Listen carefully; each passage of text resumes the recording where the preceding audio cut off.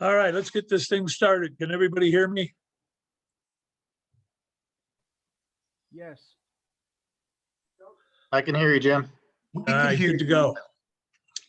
Military sexual trauma claims. I don't know why I get stuck with the worst stuff, but so be it. Next. MST is a term used by the VA to refer to a sexual assault or sexual harassment that occurred during military service. This includes women and men. More than 20% of females are sexually assaulted while serving their country. A female service member is more likely to be raped than killed in combat.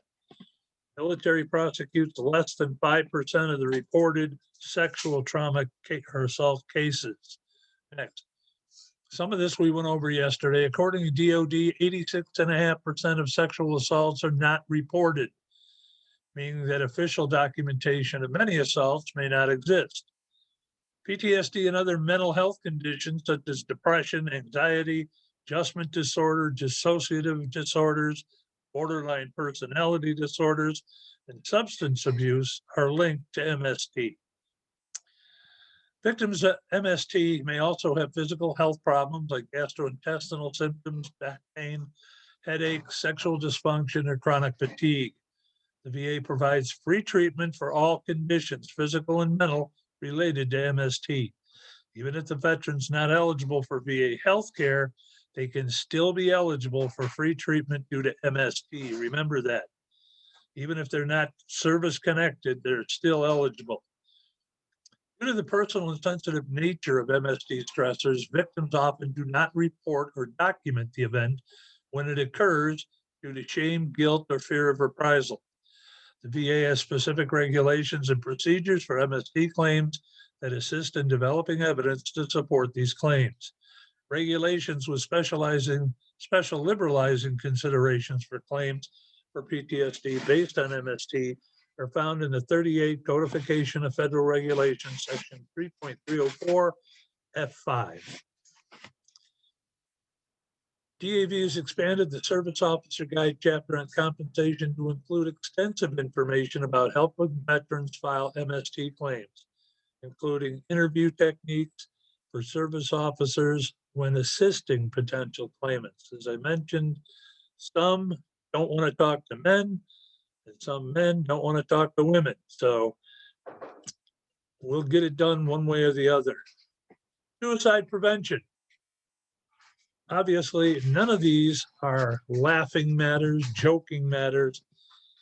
I take all conditions seriously. The reason they're there is something went on. Next. Suicide has received a lot of attention in the past few years as data revealed that veterans commit suicide at a higher rate than their civilian counterparts. Here's some of what we know. Suicide is the 10th leading cause of death in the U.S. Every 12.3 minutes, someone dies by suicide in the U.S. Women attempt suicide 3 times more often than men. Men die from suicide 4 times more often than women. Veterans account for 18% of adult suicides in the United States, but make up about 9% of the population. Veterans are more likely to use firearms to commit suicide than the general population. As a police officer for 10 years, I can almost guarantee that.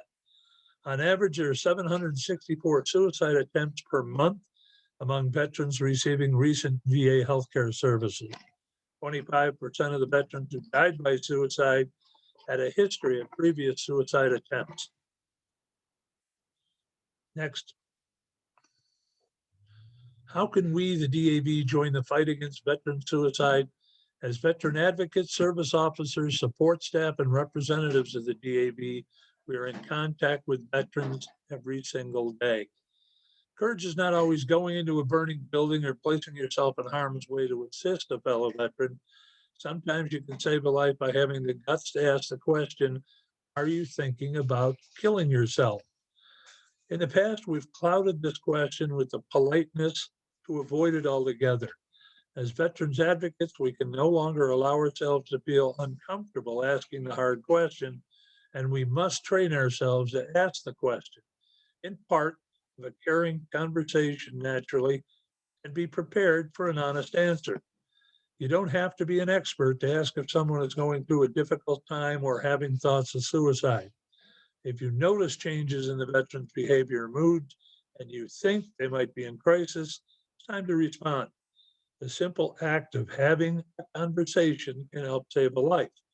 That's why the crisis line for the VA is always up on my screen, just in case. Your safety is our number one concern, so please make sure you and your fellow employees are obviously not in harm's way when making an intervention during a crisis. Never negotiate with someone with a gun, and get to safety and call 911. Call 911 immediately if the veteran's taken pills, cut him or herself, or done harm to him or herself. Number one, your safety. No good to anybody if you're down on the ground. The VA has adopted a mnemonic, SAVE, to assist us in remembering how to identify a veteran in crisis and what steps to take after identification.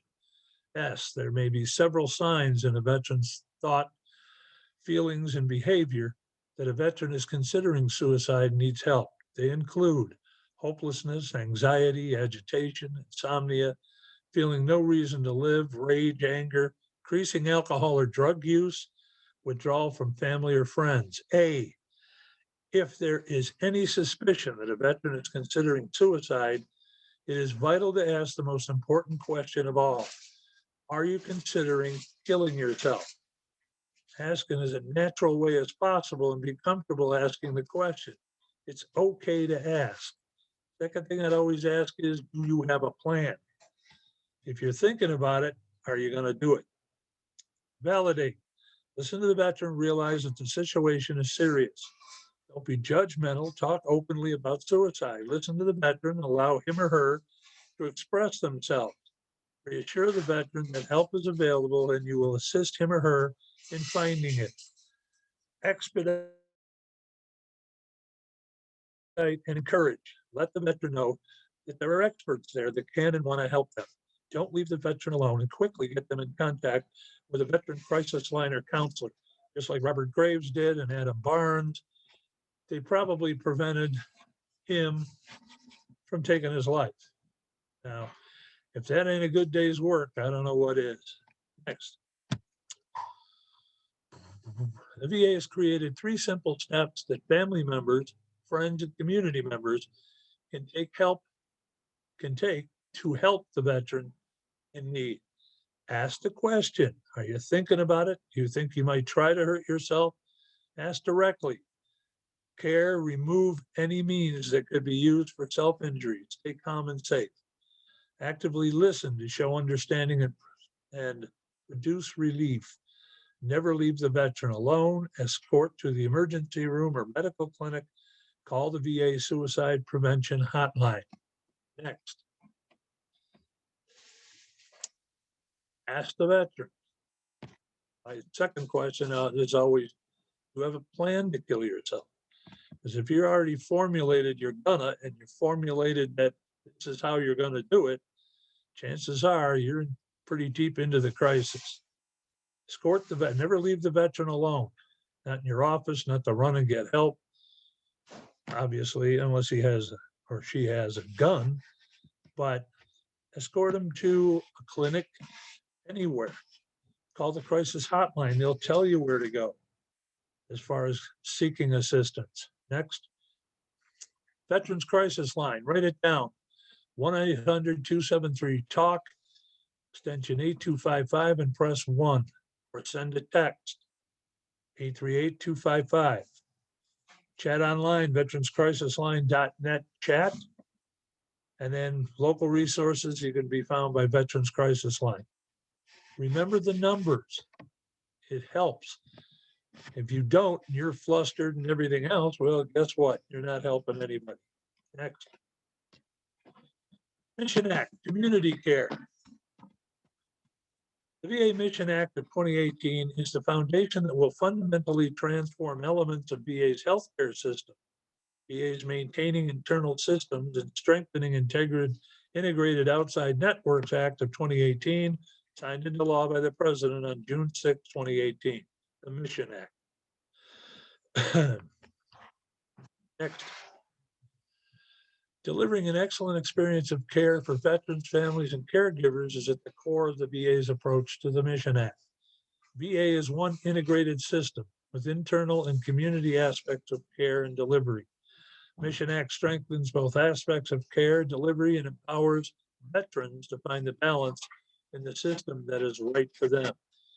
VA is leveraging this opportunity to grow into optimized customer-centric network. Combines multiple community care programs into a unified integrated experience. It expands eligibility for caregiver services to all eras of veterans. Authorizes anywhere to anywhere. Telehealth provisions. Cross state lines. I'm sure we've already used them during the pandemic. I know I have. Establishes a VA Center for Innovation for Care and Payment. Strengthens a VA ability to recruit and retain clinicians.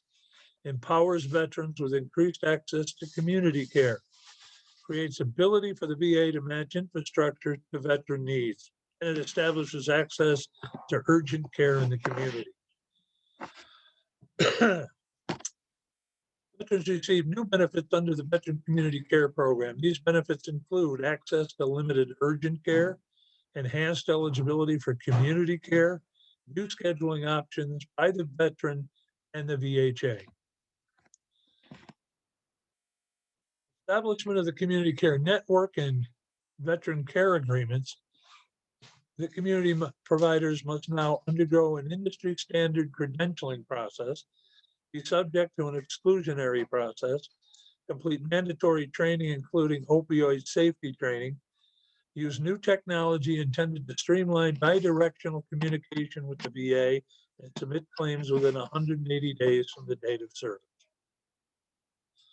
Introduction of new and modernized IT systems and business processes intended to result in fewer manual process and increased automation, increased availability of performance metrics, new options for care coordination, more auditable information sharing. So, level this training, schedule an appointment with the VA provider, doctor. Your VA care team will work with you to see if you're eligible for community care. Eligibility is based on your medical needs, care that is available at VA, and other requirements. The VA will work with you to find a community provider and make an appointment. You can select a community provider, or VA can select one for you, and arrive promptly for your appointment. If you need to schedule a follow-up appointment, check with your community provider to make sure the VA has authorized the care. Make sure VA confirms you're eligible and authorized before proceeding to step 2, which is don't go out there and make an appointment and then turn around and want the VA to pay it. That is not going to happen. Veteran needs a service not available at a VA medical facility, or if the VA medical facility, they're overwhelmed with clients, sort of like dentists. The VA here in San Diego has one. And anybody with dental work is probably going to be sent out under the community care, with whether it has or it's without a full service VA medical facility. So if you don't even have one of those around, there's ways to do it. Veteran qualifies under the grandfather provision related to distance eligibility for the Veterans Choice Program. I believe it was 40 miles. It's been extended, I think, to 200. The VA cannot furnish care with certain designated access standards. It is in the veteran's best medical interest, and a VA service line does not meet certain quality standards. If you have a question about specific healthcare needs, contact your VA medical facility. VA Community Care, the website, fact sheets, they're published. Veterans Choice Locator, published. Veterans Choice Program, the phone number 866-606-8198. Call for additional information or to speak to one of our service agents. VA Adverse Credit Helpline. Call for help resolving adverse credit reporting and debt collection issues as a result of using the Veterans Choice Program.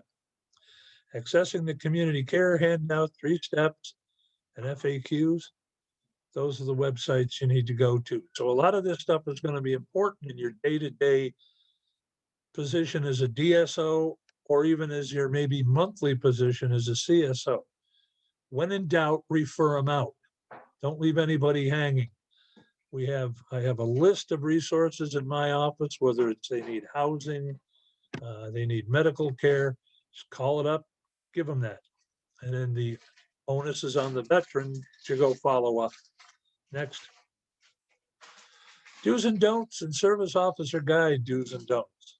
I don't know what that means. Refer all inquiries to the NSO, all of them. If you have a question, ask it. Immediately forward all communications to the NSO.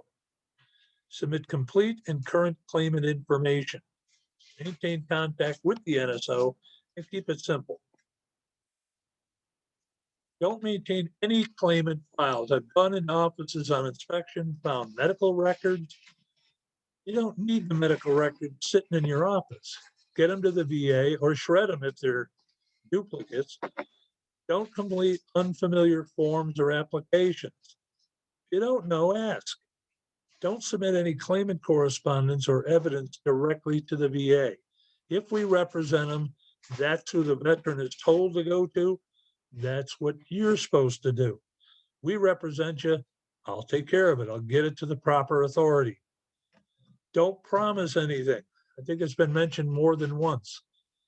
And I mentioned, if you tell him he's going to get 50 and he doesn't get 50, you're either number one, in serious jeopardy, or number two, every time he comes in, you're hiding under your desk. I don't guarantee anything. I'm not the final arbiter. Next. Department and Chapter Service Officer Information Resource, available as a digital PDF file on the members only section of DAV.org. You have all this information available to you. Why would you go shoot from the hip when you didn't know? All right, somebody asked in the Q&A, which is what I was doing before this, how many questions on the assessment? Consists of 30. It's an open book test. You have 1 hour to complete it.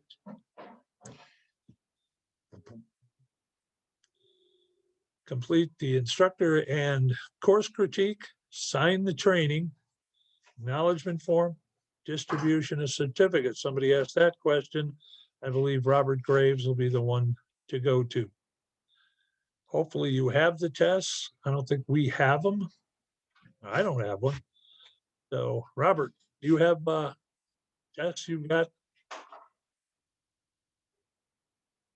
Okay. I got you. We're going to transfer over. The adjutant of the department would like to speak with the members and guests. So All right. we're going to transfer over.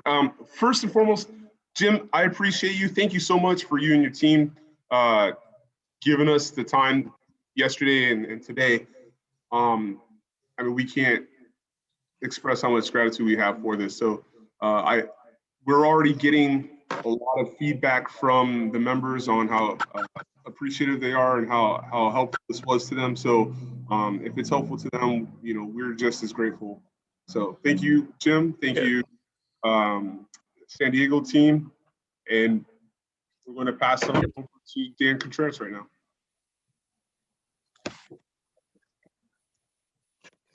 Hey, Jim, I also want to convey my thanks to you and your staff for facilitating the DSO training, and thank you to, countless of our members. I mean, we're nearly right now still at 100 participants, and this is level 2. Yesterday was even a little bit better of a turnout. And so, it says a lot about how interested you are and passionate you are in making sure that you have the information to be able to provide to the community of veterans that you support in and around this wonderful state that we have. And, being a national service officer myself, as well as, going through countless sessions of training, I know that the DAV is the preeminent organization when it comes to empowering individuals with that information. And so what I've always liked to really impress is that, you have a certain skill set, and that skill set enables you to only answer questions and provide information to a certain level, and be proud of that. because there's a lot of individuals who don't have that, and a lot of times will convey information that is misleading or is not really true. And so stay within the scope of what you learned during these training sessions. And if you have questions, then these are the individuals, the subject matter experts, who can assist at a further level. In my days, I always try to just realize there's three things we need. We need making sure that there is an in-service issue. We need that there is a present issue, and we need an opinion that that present issue is related to service. And if somebody comes with those dynamics to begin with, then you pretty much have the merits that are going to be qualifying in a claim. And so sometimes that requires development, and so veterans, as well as just those who service veterans, need to understand that each case is unique, and that it just has to go through that process. But once again, my sincere appreciation for your time and efforts in being here, on this, basically a webinar is what we're doing.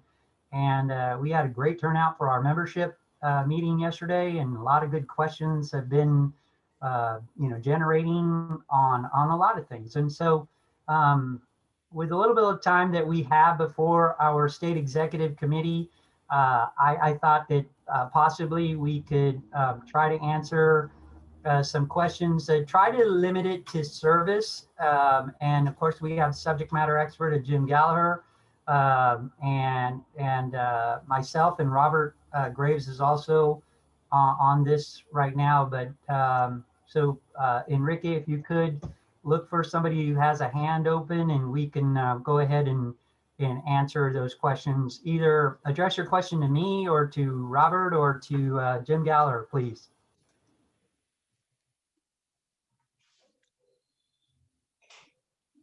Hey, Dan, the Q&A and chat are clear right now. I think all the questions have been answered so far. Oh, that's excellent. Well, I mean, that's that. Oh, and I see Adam Barnes is here, and thank you, all NSOs and DSOs for participating in this training. And it's the weekend, and we're here, just like you are. And I know that in this organization, it takes dedicated individuals. So I appreciate it, but this isn't the only time that you can ask me questions.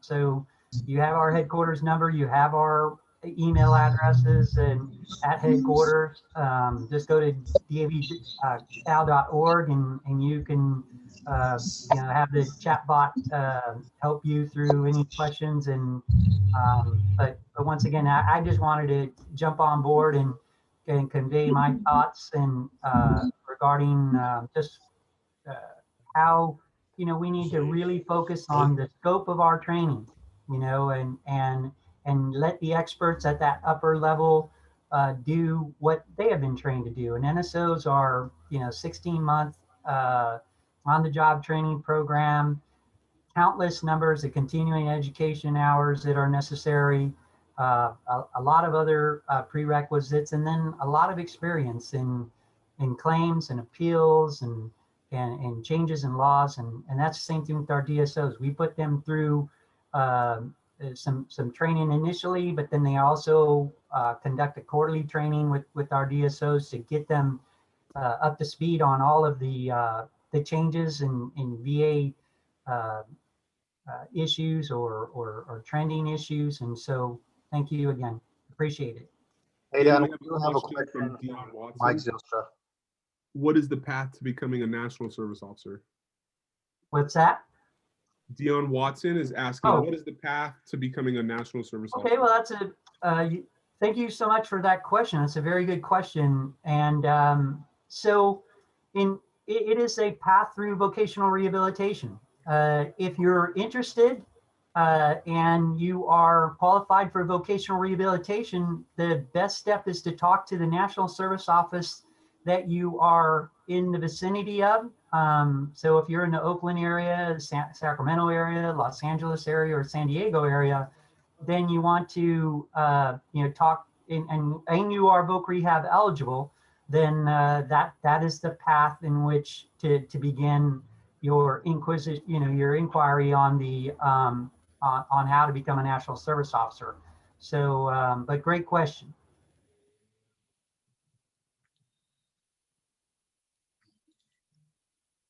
You have to, there's a gentleman who had his hand up. Oh, Mike Zalstra. Hey, Mike. What's your question, Mike?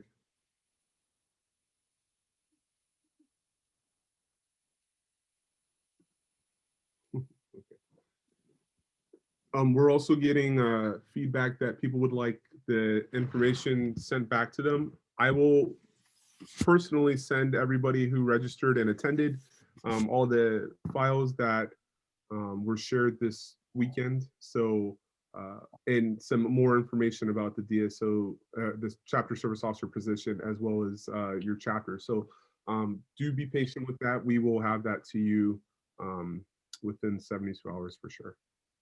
Yeah, and I don't know if it's been emphasized, and I want to make sure that you're not necessarily asking for credit for the number of hours that you do when you are doing chapter service officer training, but it is a vital part of our local Veterans Assistance Program hours. And Robert, can you kind of go into our system for reporting those hours through the local Veterans Assistance Program app that we have, and in the system that we have here at headquarters for that? Of course. I wish I had been prepared. Let's see, Enrique, I want to share the screen so I can show the app. All right. So ask yourself if you have been doing department service officer, chapter service officer work, and even through this pandemic, answering questions or even volunteering for food distribution or at a vaccination site or in the future, or you're doing things that are veteran focused, then yeah, these are things that can be qualified as an LVAP hours that you can report. So we're gonna look at the app right now. All right. Can you see my screen? Yeah, I can. Okay. So basically, if the ab workout that I have none, right? Set up. Robert's abs don't look like that.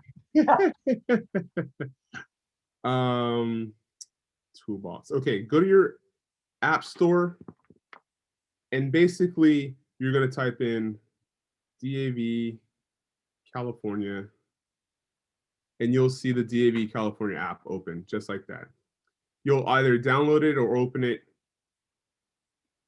And this app will actually help you with membership recruitment as well. And so there's a lot of different things that you can glean information from it. But more importantly, it's really the best mechanism for reporting your LVAP hours.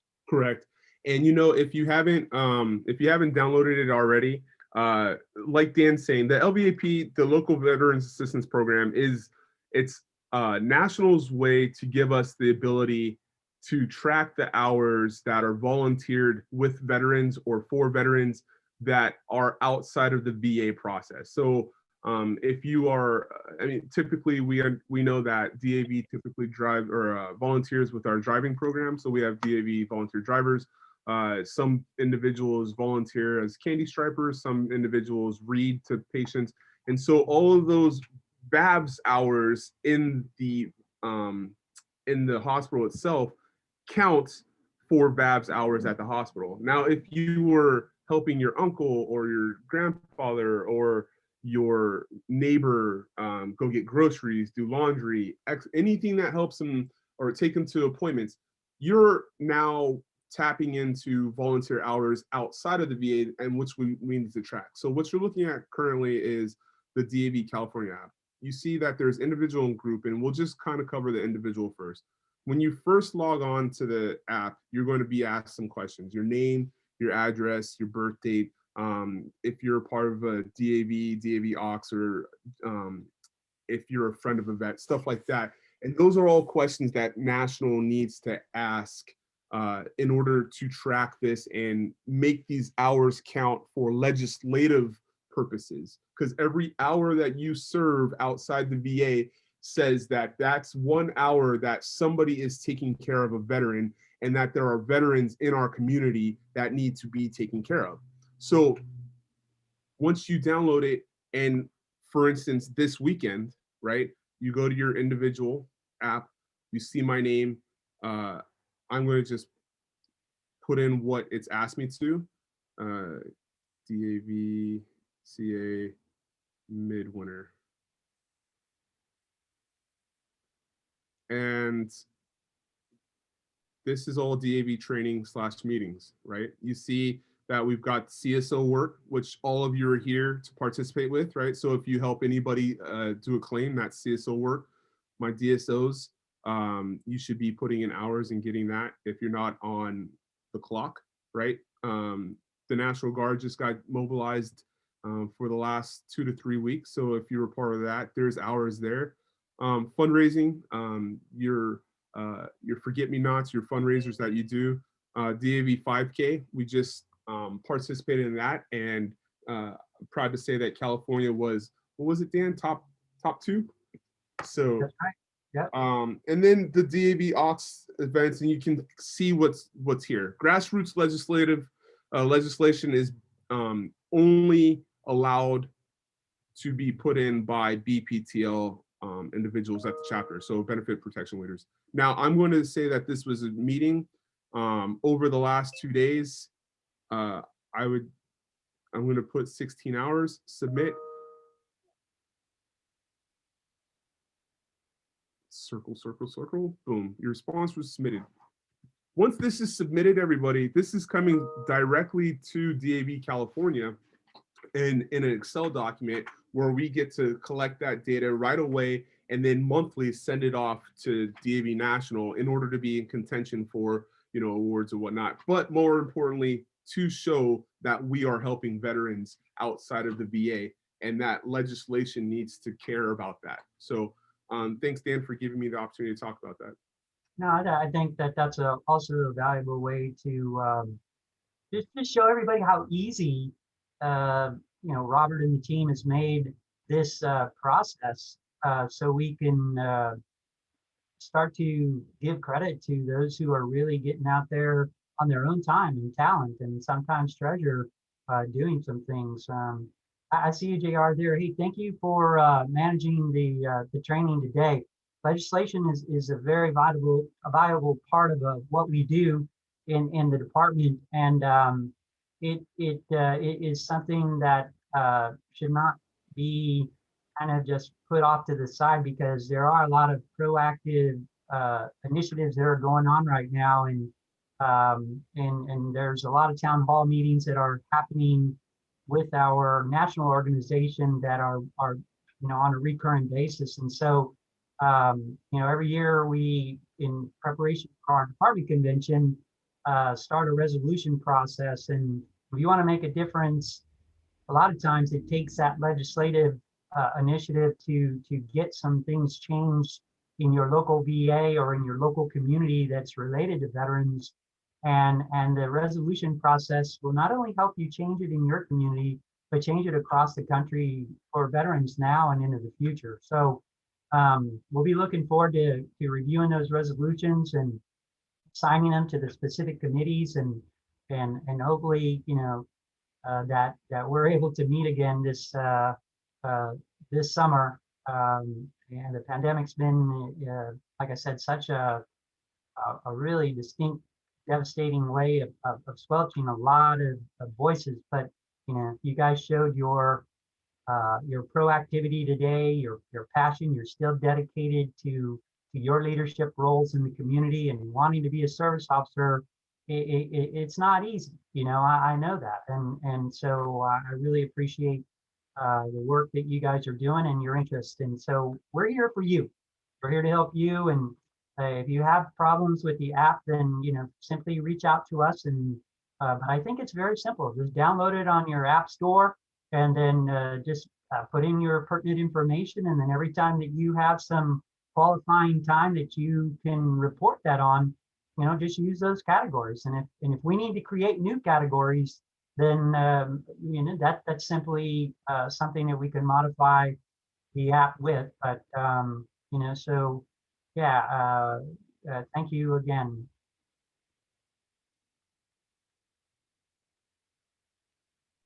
Armando Hernandez asked, who and how are hours entered for groups as opposed to individuals? I'm sorry. Let me go through that, because that has seemed to be confusing for some. A plugin? No, it's not. I just shared. Weird. All right, share this. Okay. What is going on? What do you see right now? Are you seeing my screen? I do. I don't see anything yet. Okay. Let's try it one more time. Share. Okay, so Armando, to answer your question, I'll try to get the screen back on. But to answer your question, the individual is obviously yourself, right? You're taking care of yourself. I'm looking at the group right now, and once I can get it back up, the group source asks for the chapter if applicable, right? Because typically, when it's the group submitting this, it's chapter 12 is having an event, and therefore the person at chapter 12 is taking everybody's name that's at this event, and they're putting up to 20 volunteers' names, the number of hours volunteered, right? And then the type of hours volunteered. If, and I told this last January, if let's say 17 of you did or worked 8 hours and there were 3 people who did 3 hours, then go ahead and submit a different group or put their number of hours that they worked next to them. It's just easier to keep everything together. But again, this comes over, I don't know why it's not sharing, but this comes over the same way via the Excel document. Why is this not going? I want to show it. What is it saying? Connect to Wi-Fi network. Tap screen mirroring. No, I don't. It is what it is. Okay. Enrique or Armando, does that answer your question? And then Dan, when will VA put DBQs on va.gov? Jerry's system asked, when will VA put DBQs on va.gov? Jerry, unfortunately, we don't, DAV and VA are 2 totally different entities, and we have no oversight on when the VA will do anything on their website. Yeah, I would say that probably the national service officers, and I see several Guy, Jim are on, or Adam, or one of the national service officers. Do you have any information regarding the DBQs online again? Yes, Dan, this is Adam out of DAV in Los Angeles. So on the Veterans Benefit Act, it came out when they also allowed the Parkinson's-like syndromes and the bladder cancer to go into presumptive. They even mentioned the DBQs to be coming back. So what the VA is going through, they've went and shuffled about 68 different diagnostic codes. They created 4 more diagnostic codes for the skeletal system. So once they update the CFRs and update all the memorandums and the symptomologies of those diagnostic codes, then they are going to be cleared to issue out the DBQs. That was the one reason why they stopped the DBQs, is that they were outdated. They weren't picturing the right diagnostic codes. They weren't given true symptomologies for ratings, so that's why it was stopped. So when it's going to come back, like everything we know with VA, Congress, Federal Registry, you could do a snail race before you'll have a decision. I don't know. So it is coming. It is in the works. I know Scott Hope at National, he's the one that sent us the memo earlier this week about the new diagnostic codes and everything else. And now it's just a waiting game before they go out. Okay. I do want to add one more thing that I found out from our service manager at the VA regional office in LA in regards to presumptives of the bladder cancer and the Parkinson's-like syndrome. Since there's no regulation on it yet, they have a white letter or a memo from central offices that if they could grant those conditions, grant them. If they can't, it had to be deferred until there is an actual policy letter out or actual regulation. So if CSOs, DSOs, if somebody gets turned down for bladder cancer because they say it's still not a presumptive, contact your local service center manager and send them a notice and an email, and they'll reopen it and defer it if it is that issue. Okay. Hey, thank you so much, Adam. And yeah, see, I mean, I didn't just like shoot the answer out of my brain hoping I was right. I knew that our national service officers were on board and they're more engaged with the VA. But I think, you know, what I learned out of that was it wasn't something that the VA was taken away on a permanent basis, or, you know, there was some indication that, you know, it just was something that they found faulty in using. But, you know, they've always had the approach, at least, you know, since I've been involved as a service officer, that, you know, one doctor's opinion, you know, with medical treatise, and that means that that doctor has valid rationale and diagnostic imaging and a clear understanding of the history and how it pertains, is no different than another doctor.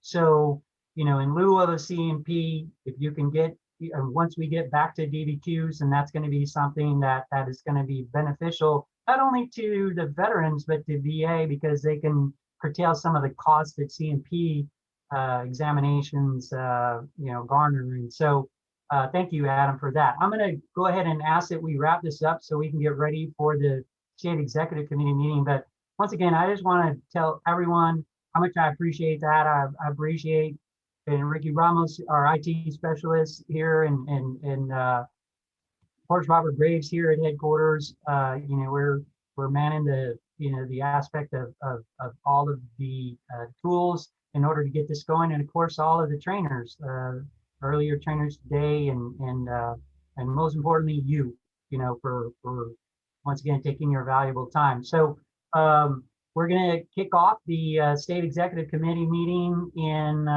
you know, less than 5 minutes. So I see our commander is here, and so I think looking at, you know, most of our participants will be here for the meeting. So we'll see you in a couple minutes. Thank you.